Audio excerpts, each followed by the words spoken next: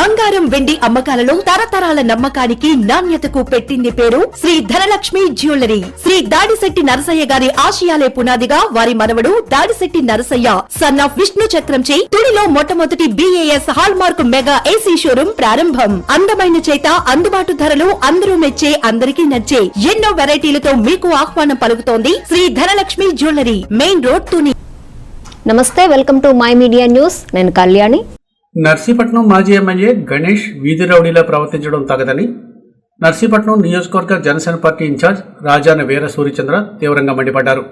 నర్సీపట్నం పెద్ద చెరువు వద్ద అర్ధరాత్రి చోటు చేసుకున్న ఘటనపై సూర్యచంద్ర తీవ్ర ఆరోపణలు చేశారు. నర్సీపట్నం జనసేన పార్టీ కార్యాలయంలో ఆయన విలేకరులతో మాట్లాడారు. మాజీ ఎమ్మెల్యే పెట్ల ఉమాశంకర్ గణేష్ పూర్తిగా హైడ్రామా నడుపుతున్నారన్నారు. గణేష్ వీధి రౌడీలా అర్ధరాత్రి సమయంలో తన అనుచరులతో కలిసి సృష్టి క్షేత్రం నిర్మాణ ప్రదేశానికి రావడం, నిర్మాణ పనులు అడ్డుకోవడమే ప్రధాన లక్ష్యంగా కనిపిస్తుందన్నారు. అక్కడ ఉన్న నిర్మాణ సామాగ్రిని తరలిస్తున్న లారీని అడ్డుకోవడం, సిబ్బంది సెల్ ఫోన్ లాక్కోవడం, భయపెట్టే ప్రయత్నం చేయడం దుర్మార్గమైన చర్యని జనసేన నేత సూర్యచంద్ర మండిపడ్డారు. నర్సీపట్నంలో అర్ధరాత్రి జరిగిన సంఘటన గురించి ఈరోజు మీడియా సమావేశం ఏర్పాటు చేయడం జరిగింది. నిన్న ఒక మాజీ శాసనసభ్యులు ఒక వీధి రౌడీలాగా ప్రవర్తించి అక్కడ పెద్ద చెరువు దగ్గర శివపార్వతి విగ్రహాల నిర్మాణం జరుగుతుంటే వాళ్ళ అనుచరులతో వెళ్లి అర్ధరాత్రి 12 గంటల సమయంలో అక్కడ శివపార్వతి విగ్రహాలను అడ్డుకునే నిర్మాణాన్ని అడ్డుకునే ప్రయత్నం చేసి వాళ్ళ అనుచరులతో అక్కడ ఉన్నటువంటి పనిచేసే లేబర్ అందరూ కూడా బెదిరించి ఒక ఈది రౌడీలాగా ప్రవర్తించాడంటే ఏ రకంగా ఈ నియోజకవర్గ ప్రజల్ని ఎంత మోసం చేయాలని చూస్తున్నాడో ఈ మాజీ శాసనసభ్యులు అని చెప్పి తెలియజేస్తున్నాం. ముఖ్యంగా ఈ నర్సీపట్నంలో శాంతి భద్రతలను విఘాతం కలిగించే విధంగా ఒక ఈది రౌడీలాగా ఒక మాజీ శాసనసభ్యులు ప్రవర్తించడం ఈ నియోజకవర్గ ప్రజల్ని పక్కదోవ పట్టించే విధంగా ఈరోజు ఈ కార్యక్రమాన్ని నిన్న చేస్తే చాలా బాధ కలిగించింది. అయితే ఆయన 5 ఏళ్లలో కూడా ఎక్కడా కూడా అభివృద్ధి అన్నది నోచుకోలేదు. కనీసం ఈ నర్సీపట్నంలో శివపార్వతి విగ్రహం భారీ స్థాయిలో ఏర్పాటు చేస్తే ఆయన ఆ విగ్రహాలను అడ్డుకోవడం అన్నది ఎంతవరకు సమావేశం అని చెప్పి ఈరోజు నేను అడుగుతున్నాను. ఈ విగ్రహాలు పెట్టాలనుకుంటే ఉత్తరవాణి కూడా అయిన విగ్రహం పెట్టచ్చు, కానీ నర్సీపట్నంలో లాండ్ ఆర్డర్ సిచ్యువేషన్ తీసుకొచ్చి ఈరోజు నర్సీపట్నాన్ని ఒక భయోందోళన క్రియేట్ చేయాలనే ఒక ఇదిలో ఈరోజు మాజీ శాసనసభ్యులు అక్కడ పనిచేసిన వ్యక్తి కూడా సెల్ ఫోన్ తీసుకొని ఒక వీధి రౌడీలాగా సిద్ధకొట్టడం అన్నది ఎంతవరకు సమావేశం అని చెప్పి ఈరోజు తెలియజేయవలసిన అవసరం ఉంది. మీకు ఏమైనా విగ్రహాలు పెట్టాలనుకుంటే మీరు కూడా ఉత్తరవాణి కాడ పెట్టండి.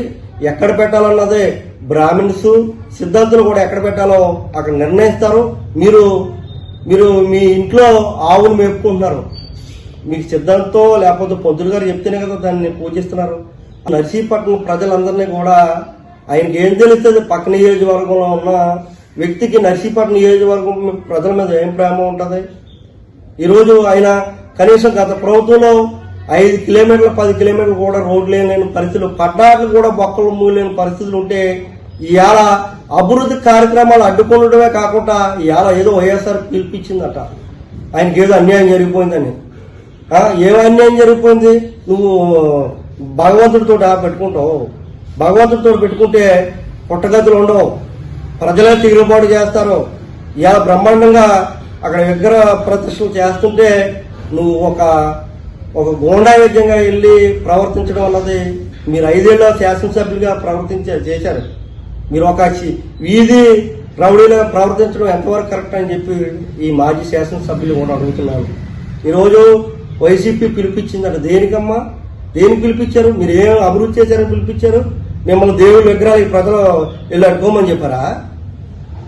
కొంచెం అన్న సిగ్గు ఉండాలి మనం చేసే పని ఏదైనా. ఇది అందరికి పబ్లిక్ ఉపయోగపడే ప్రజలు ఇవాళ నర్సీపట్నం నియోజకవర్గ ప్రజలందరూ కూడా కోరుకుంటున్నారు.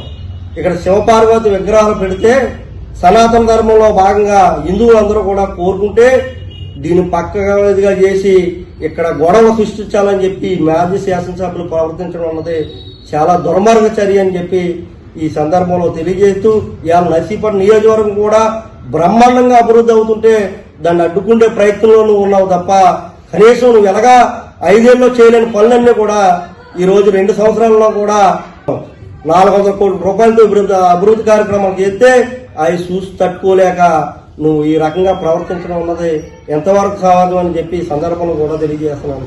ముఖ్యంగా నువ్వు అర్ధరాత్రి వెళ్ళవలసిన పనే వచ్చింది. ఆ శివ పార్వతి విగ్రహాలు నిర్మాణం ఉండగా పగలెళ్ళొచ్చు కదా, నీకు అంత ధైర్యం లేదా? పగలెళ్ళి నువ్వు పరిశీలించడానికి అర్ధరాత్రి వెళ్ళవలసిన అవసరం వచ్చింది. ఇక్కడ ప్రజల మనోభావాలు దెబ్బతీసే విధంగా ఇక్కడ ఉన్నటువంటి మాజీ శాసనసభ్యులు ప్రవర్తిస్తున్నాడు తప్ప మరో విధంగా కాదని చెప్పి ఇక్కడ ప్రజలందరూ కూడా ఇది ఇబ్బంది పడుతున్నారు. ముఖ్యంగా ఒక చూడండి, ఈ ఈ ఫ్లెక్సీలో ఒక లారీకి అడ్డుగా ఒక మాజీ శాసనసభ్యులు వెహికల్ పెట్టి వాళ్ళ అనుచరులతో ఏ రకంగా దౌర్జన్యానికి పాల్పడ్డాడో ఈ నర్సీపట్నం నియోజకవర్గ ప్రజలందరూ కూడా గమనించాలని చెప్పి ఈ సందర్భంలో తెలియజేస్తూ, ఇంత అరాచకంగా ప్రవర్తిస్తున్న మాజీ శాసనసభ్యుల మీద ప్రజలు తిరగబడతారు. మీకు రానున్న రోజుల్లో శివపార్వతి నీకు తగిన బుద్ధి చెప్తుంది. నువ్వు శివుడితో పెట్టుకుంటున్నావు, మసి అయిపోతావు అన్న సంగతి గుర్తుపెట్టుకోవాలని చెప్పి మాజీ శాసనసభ్యులు కూడా తెలియజేస్తూ, ఈ రోజు ఈ కార్యక్రమానికి మీకు పత్రికా సోదరులందరికీ కూడా ఏ రకంగా ఈయన అరాచకాలు చేసి ఒక వీధి రౌడీలా ప్రవర్తించాడో దీనికి నిదర్శనం అని చెప్పి వాళ్ళ అనుచరులందరినీ కూడా తీసుకొచ్చి డైరెక్ట్ గా ఒక మాజీ శాసనసభ్యులు లారీకి ఎదురుగుంటా వెహికల్ పెట్టి ఎంత చిల్లరగా ప్రవర్తించాడో ఆయన క్యారెక్టర్ ఏంటో ఈ రోజు నిన్న రాత్రితో అర్థమైందని చెప్పి ఈ సందర్భంలో కూడా తెలియజేస్తున్నాను.